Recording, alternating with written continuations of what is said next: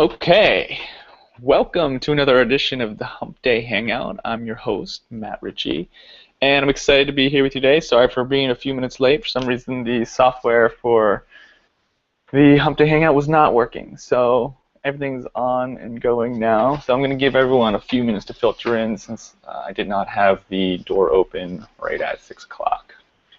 So give us 1 minute here while we wait as people start pouring in here. Welcome. How we doing, Bella? Angie? Good to see you guys here. If you can hear my voice and everything looks good, go ahead and just write an emphatic yes into the chat bar.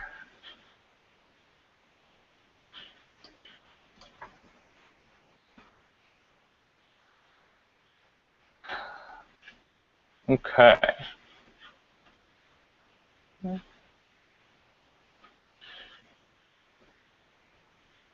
Okay. Well, it is 6:05, and I want to get rolling so we stay in integrity here. So, this week, being happier. What does it mean to you to be happier? Or what does it mean to you to be happy in general? This is a question that I've pondered and really dove into for the last 3 or 4 years. And after doing extensive tests and life experience, I've really come up with a formula that seems to make me happy. It seems to really work for me. And it's put me on a journey of happiness that continues on to this day. So being happier, what exactly is happiness? What's keeping me from being happy right now? And how can I be happier? These are the three things we're going to really dive into here today. So, thank you for being here. As I said before, my name is Matt Ritchie, host of your Hump Day Hangout, world traveler, entrepreneur, lover of life, lifestyle architect, and above and beyond human being. So if this is your first time joining us, welcome. If you're been here before, congratulations. This is actually our 10th Hump Day Hangout, so I'm super excited to have broken into the double digits. It's getting pretty serious now. So, as for happiness, let's get back to on topic here. The dictionary.com definition of happiness says being happy is characterized by or indicative of pleasure, contentment, or joy. So being pleasureful or having pleasure, contentment, or joy. The PBS.org definition says happiness is thought of as the good life, freedom from suffering, flourishing, well-being, joy, prosperity, and pleasure. So my question right here, right now, is what is your definition of happiness? If you had to sit down right now and tune into your happy place, what does that look like? What has to happen for you to be happy? What are the rules of the game that you've created? Because regardless of whether you know it or not, you've created context in order for you to be happy. And without these certain roles, without knowing these certain roles, you won't truly know what's going to make you happy. And you'll be very inconsistent with your happiness state. And as I said before, this is a journey of happiness. This isn't like a pill or a switch or you take one day and all of a sudden you're happy. This is an evolution of being happier and more fulfilled every single day. So, when I was 26, about 4 years ago, I became conscious to the idea that I'm not really that happy. That the things that I'm doing, the activities that I'm calling into my life, the experiences I'm having weren't fulfilling me. They weren't making me happier. They were inherently making me less happy. I was doing all these things that I thought should make me happy, that I wanted to be happy doing, and it just wasn't there for me. Of course I had bursts of happiness, and at the time I'd say my happiness quotient was probably like a 5 out of a scale of 1 to 10. So I was probably happier or just as happy as most people, but I wasn't thriving in happiness. I was not abundant in happiness. So when I was 26, I realized this, and I'm like, okay, well, whatever I'm doing right now is not working, so let's try out some new things to, up my level of happiness. So happiness is an ongoing definition. This is something that changes every day, every week, every month, every year. It changes whenever you feel called to change it. So this thought of doing this one thing or being a certain way and just being happy, well, it's an evolution of that idea, of that being, because what made me happy a year ago isn't making me happy today. The way I was being a year ago, regardless of how good I thought it was or even how good I look back and see it as now, if I continue to stay stagnant, I'm not continuing to be happy. I'm not expanding my happiness. So this journey of happiness that I speak of is something that's ongoing and ever expanding. That's pretty cool, right? To think about something we're doing every single day is building and building and building and building. And that's how you get to a place, after a month, 6 months, a year, 2 years, 3 years, 4 years, a whole lifetime of really piling on amazing experiences, amazing connections, and amazing things that are in alignment with whatever makes me happy or you happy or whatever. Because our definitions are definitely different. So as of right now, I jotted down sort of a loose definition of what happiness is for me. And when I started to think about this, I was really thinking, I was like, what is happiness to me? Like, what do I think, makes me happy? And it wasn't something external. It wasn't something, something outside of myself. It was really this thought and this state of being completely happy, and as you hear the train move by, it moves all the negative thoughts out of the way and brings you to a deeper state of happiness. So this thought of, let me get back on track here.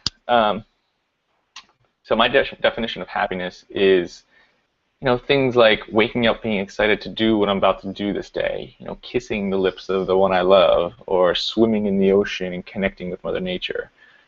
Whatever it is, being completely and 100% present in the here and now moment and having an experience that enlivens my senses and fills my spirit.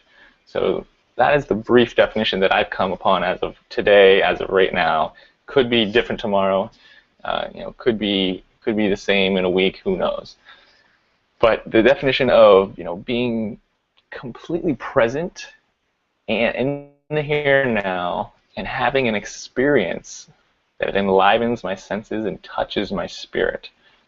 So that's a pretty cool definition of happiness, in my opinion. Your definition could be completely different. And as happiness has many different definitions, make sure you own yours and really take time to experiment with what is going to make you happy, with what is going to add and what is going to build on to your happiness quotient. So, know that it's ever evolving, know that it's going to change, know that what makes you happy right now may not make you happy tomorrow, may not make you happy a year from now. So don't settle in your level of happiness thinking that, oh, I'm happier than I was yesterday. Well, great. So maybe that's working for you today, and you wake up tomorrow and you're like, oh crap, what I was using yesterday isn't working today. Well, it's on to the next thing, and that ever evolving idea and feeling of being happy. So just for some insight, here are some of the things that in my past that have kept me from being happy. Things like relying on external factors to be happy, such as my initial move to San Diego. I moved here because I was unhappy with my situation. I thought a move all the way across the country was going to make me happy. And it did, short term. It did for a day, a month, even maybe the first year exploring somewhere new. Eventually, though, all the same feelings, all the same ideas, all the same fears that I had eventually caught back up to me. They made the journey with me to San Diego. So you can't outrun your external forces looking for happiness. Another thing that has kept me from being happy is worrying about things that are outside of my control, or really just worrying about things in general. When we worry about things in the future, or worry about things in the past, it takes us out of the present moment. So, this whole idea of, accepting what is, releasing what was, and moving powerfully into the future with whatever will be. That idea is really powerful and really gets you present to the present moment.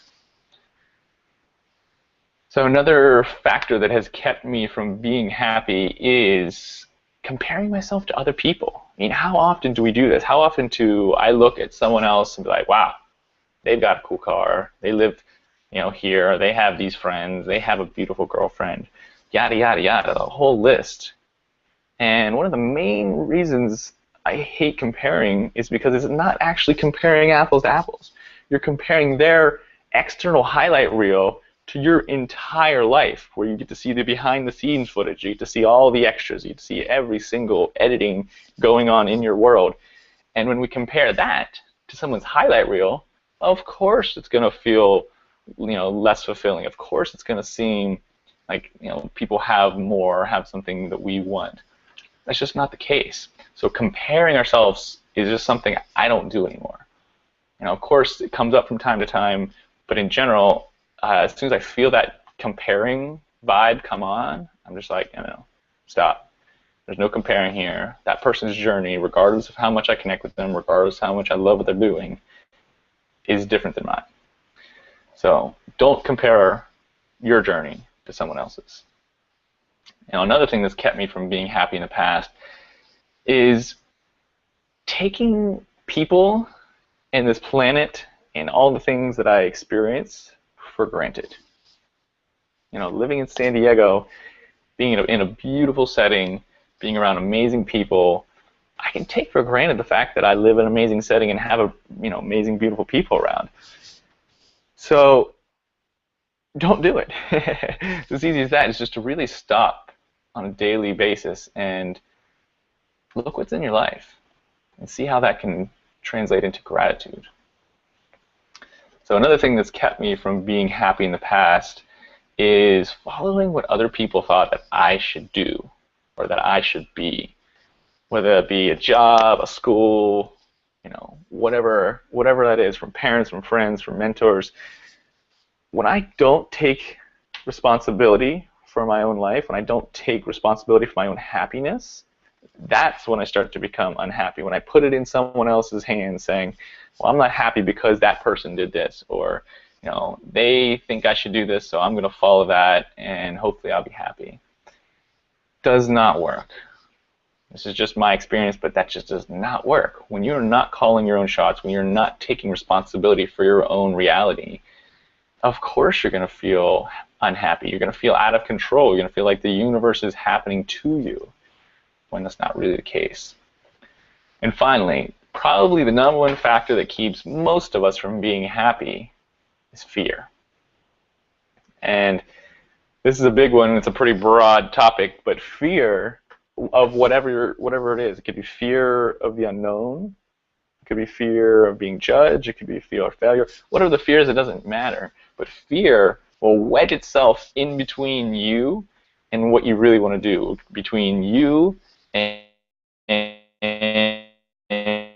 the thoughts. Feel fear coming up. And this is, I could just go on this for like a whole tangent on a whole another hangout. But when you feel fear, know that it's there to serve you. Know that feeling, this tingling feeling, that adrenaline, that feeling I got just before I hit the click, go button on this webinar right now.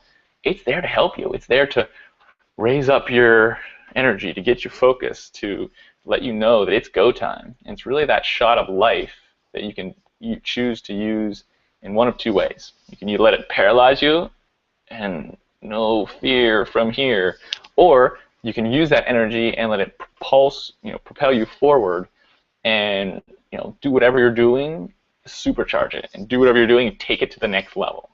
Okay? So those are some of the things that have stopped me on my journey of happiness. I'm going to go now to the things that are got some good people in here. Good to see everyone. Some of the things that you can do moving forward to, start your happiness journey, to be on a path of finding your happiness. And the first and foremost one is look internally. Know thyself. Look at what your triggers are. Look at what emotions come up for certain things, and see if they ring true for you. Sometimes we have emotions about things that we're like, where'd that come from? Like, why am I still afraid of that? Or why am I still thinking that? Or, I should be happy when I think that. Look at these thoughts, look at these things, and know thyself. That is the number one. And I think I said this before, but the next thing I would say is accept what is, forget what could or should have been, and move forward with whatever it is you choose to create in your reality.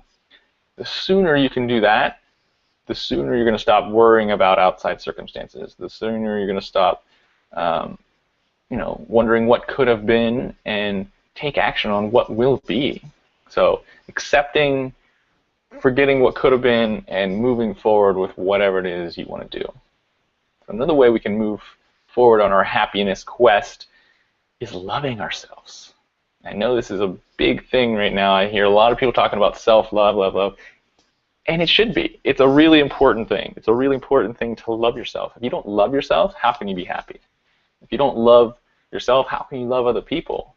And how can you connect with them to feel more happy? Self-love is a really big one that I myself had to work on. I thought I was a very loving person, and I was, but I was more loving externally than I was internally.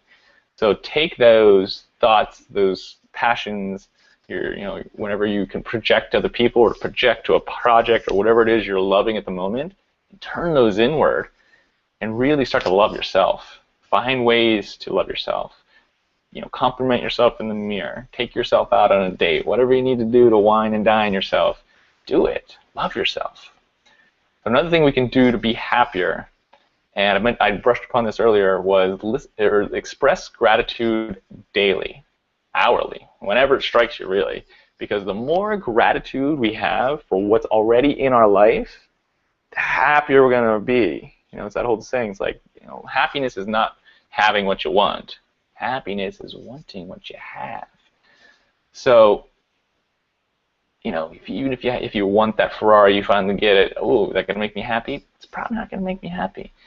But when you have a space inside yourself where you are, consistently checking in, knowing what feels good, listening to your love languages. Like, say, I'm a very kinesthetic person, so one of the things that I do to be happier is do kinesthetic things, between dancing, working out, sex, cuddling, kissing, hugging, whatever it is. Anything kinesthetic automatically jumps my happy level way up. So if you're a auditory person, turn on some great music. If you're a gustatory person, eat some amazing food, smell the aromas, whatever it is. Find your love language, and there's 5 of them. If you're not familiar with the 5 love languages, check out that book. It's an amazing book. But find which love language you are, and then feed it. Feed your kinesthetic, feed your auditory, feed your visual. Feed whatever works. And the last thing, one of the things that we can do to move forward on our happiness quest is really, this goes off the first one of looking internally, but listening to the intuition and following what you truly, truly want. Going to that place of stillness, however you get there, whether it be in meditation, whether it be painting, whether it be singing, whatever it is, when you can get to that space of stillness where the outside world almost ceases to exist and you are just there with no time and space. And when you get to that place, listen, feel into your intuition. What is it telling you? What do you truly want to do? And when you can get to that space and listen to that voice, or follow that feeling, that's when you're going to be happy. That's when you're going to get on the train and right in on your happiness journey. That's going to take you skyrocketing up the happiness ladder. So one of the things I didn't mention here, and I really would like to, is that happiness is a choice. Like anything we do in our life, happiness is a choice. So whether we think things happen to us or whatever your belief is, know that you have a choice in how you react. You have a choice in how you respond and what emotions you create. And that's not to say you need to suppress emotions. Absolutely not. If something makes you angry, feel angry, and then let it pass. And then step back into your place of happiness. I know as personally, as a younger man, I would feel, upset or angry or sad or whatever the emotion was, and I would just cling to it. And I'd be like, I want to feel this way for whatever reason. It was serving me. It was serving my ego. And it wasn't until later that I realized that I had the choice to just let it go. We can't always choose what happens to us, but we can choose and react in a way that will serve us long term. So, for the past 3 years, I've been going through this journey, 4 years, as I said, and I went from being, 5 out of 10, 50% happy to 95% happy. Almost doubled my happiness ratio. So how do I do that? How do you just, double your happiness ratio? And what makes up the other 5%? Well, starting there, what makes up the other 5% is really just the time it takes for me to process the emotions that I'm perceiving negatively, the time it takes for me to decide that I want to release those thoughts or emotions, and then to choose that I want to be happy again. So it's really just a very quick 3-step process that I use that lets me process emotions, lets me decide that I want to release the negative or release whatever's not serving me, and then choose how I want to feel, which is happy, which is excited, which is loving life. So the quicker we can go through this process, the quicker we can come to this space of, okay, this happened, I went through this emotion, and now I'm deciding that I'm going to take the lessons, internalize all the learnings from this, and I'm going to release it, and in its place I'm going to choose, actively choose to be happy. And the quicker you can get through that process, the happier you're going to be. That's why I am happy 95% of the time, because only 5% of my time ever, is spent going through that process. And maybe even less than that. It's an arbitrary number. It doesn't even matter. The point is, the quicker you can get through that process. And that process doesn't, it's not the same for everyone. It's not even the same every time I do it. So when you're going through this process, it's not about, it's about whatever works for you. There's no time limit. There's no speed. It could take 5 seconds. It could take 5 years. Now, of course, you don't want something to take 5 years if you're banking, on that to keep you in a good state, to be happy. That's why I'd rather take 5 seconds than 5 years. But you have to listen and honor your body and the experience and emotions and everything that it's having. So go through that process, process emotions, decide when you want to release them, and then choose your state, happiness, to step into. And work on the next time something comes up for you, how quickly can I go through this process? How quickly, can I move these thoughts and emotions through my body, honor them, grab the learning, and then release them. So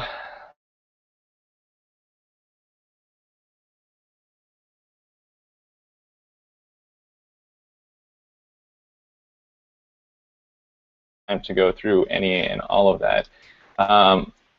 It is 6:28. It's basically, I started about 5 minutes late, so I want to leave a little bit of time. I want to take you actually through a quick visualization process, and then I'll take any questions. Sound good? So as you listen to my voice, I want you to sit back. I want you to relax, close your eyes, plant your feet on the ground, take some deep breaths.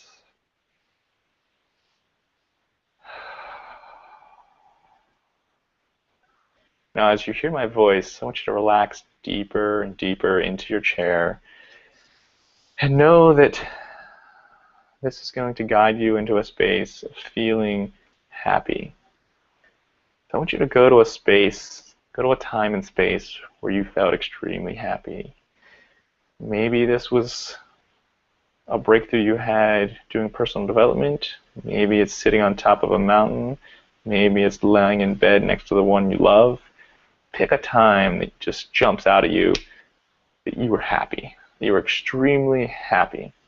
And I want you to, I want you to really feel into that emotion and pick out all the 5 senses. What was I smelling? What were the sounds I was hearing? What were the visuals that I was seeing? I want you to recreate all of the 5 senses that you can in that space of being extremely happy. You got it? Can you feel it? Can you smell that? Can you just take it out on?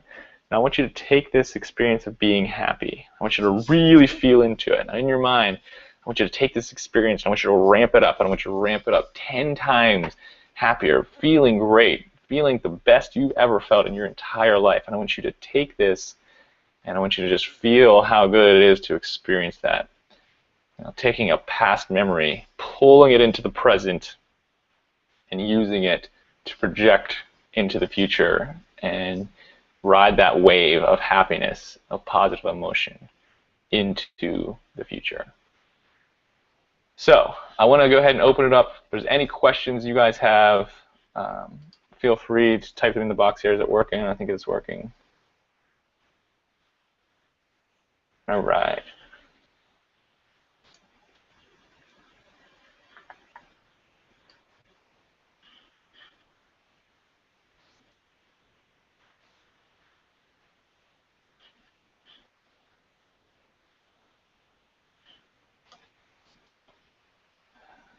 Is that working right?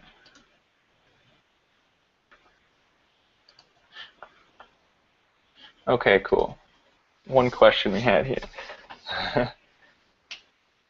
No, okay, so the question was, how do you be happy without faking it? That's a good question, thank you. So I know, you'll hear those things all the time, fake it till you make it, all these things about positive affirmations, about pulling on a state that's not really fitting for the time, or for your time and space, wherever you're at. And I want to sit here and say to you, that's okay. You don't have to fake it until you make it. You don't need to fake being happy to be happier. The quickest way to be happy, in my experience, is to go through that process I just told you. Pull on whatever negative or whatever emotion you're experiencing. Fully embody it.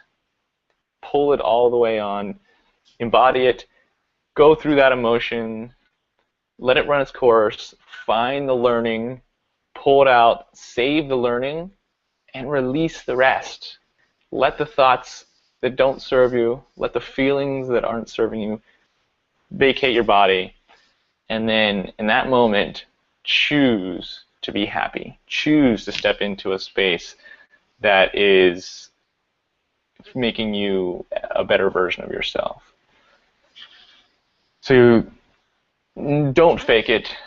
Don't worry about mantras. If you feel bad, mantras are okay. There's nothing inherently wrong with mantras, but just telling yourself to feel a certain way doesn't always work. Do you ever feel that? You're like, crap, I've been saying this mantra for 10 minutes and I still feel like shit. So whenever that comes up, do that three-step process, choose to be happy, and then step powerfully into whatever is next for you. And don't worry if that process takes a day, an hour, a minute. Whatever it is perfectly fine. And then wherever you're at from there, continue to be, improving. Like say, maybe it's an hour this time, maybe it's a half an hour next time, maybe it's 20 minutes the next time, maybe it's a minute the next time. Whatever it is, it doesn't matter. But just know that the longer it takes you to do that process, the less time you're going to spend in a space of happiness. So the quicker you can maximize your time in that process and get through it efficiently and really have it work for you, the more time you're going to spend in a space where you're happy and excited and loving and taking on life. So it is 6:34 via my clock. Any quick questions before I shut it down here? No? Okay. Well, thank you again for joining me on this Hump Day Hangout. I really enjoyed taking you guys on today. I appreciate your patience being a little bit late today, but next week we'll have another topic for you. If you have any thoughts for what you want on another Hump Day Hangout, put them in an email, send them to me, matt@thebluespoke.com. I love getting your feedback, any thoughts you had on this, any other questions around happiness or around my schedule or my routine around happiness. I'd be happy to share any of that. Feel free. Got a few questions here that rolled in. Let's see. What is a good technique for being happy when someone close to you is not happy? Great question. Thank you for that. So, great question. The question, I'm feeling into that one. When you're around someone who's not happy, realize that you be of attack, and that means that just because someone else is unhappy doesn't mean that you need to be unhappy. And this is, I'm just feeling into this. I'm feeling a couple of different answers here because it can really depend on the situation of what your relationship is with the person. Of course, if it's a spouse or if it's someone you're really close and really connected to and have an open conversation with or an open, transparent communication, then I would meet them at their level of whatever emotion they're feeling, and really save space and create a space for them and see, what they're going through and empathize with whatever they're going through. If you do that, automatically you will change their mood.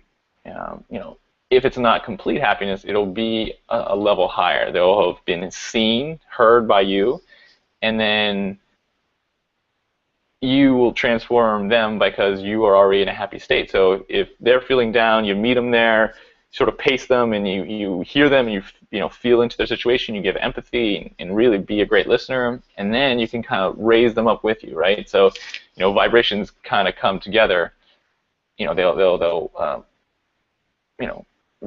Vibrations, energy can raise other people. So you acting as your best self can raise them up. But a lot of times that's met with resistance unless you meet them and they feel heard and they feel seen in whatever it is that's making them unhappy. And sometimes that's a long process for people.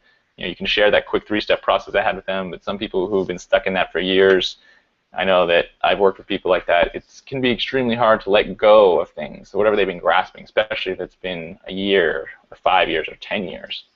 So you got to really, it's a kind of play it out situation. So another quick question here was, what's the best way you've encouraged happiness for others beyond living happiness? Great question. Also, the best way that I have encouraged happiness besides living in happiness. Well, I guess other than just embodying my happiness and being, in a state of high energy when I meet people, other than that, it would be teaching. And teaching people ways that they can have impact on their emotions, the ways that people can impact their thoughts. And really the teaching that I do is nothing external of people. It's always looking from within. You have the superpowers to be amazing. If you're listening to my voice right now, you have those powers. So the teaching of the unfolding, the teaching of peeling back the layers to get to the space that we want to do is definitely the best way that I've been able to impact and encourage other people. But I will say that is completely secondary to showing up as my best self, to showing up happy, to being an example for people to view, model, and then embody for themselves. Because there's nothing, think about the people who have impacted your life. Probably most people who have impacted your life did it through a way of embodiment. Maybe they taught you some things, sure, but it's the people that, you see them day in, day out, month in, month out, year in, year out, who are just, they're, stepping into their best self, they're extremely happy, they're working, and if they're not, they're working towards it, or they're, going through their stuff, they're working through their stuff. Those are the people that I learn from. Those are the people I really enjoy being around because they are embodying whatever it is that I want to embody, and then I can model and reverse engineer the steps on how to better do that. So thank you for that question. All right, it is 6:39. We are out of time. I love you guys. Have an amazing week. Happy hump day, and we'll talk to you next week. Cheers.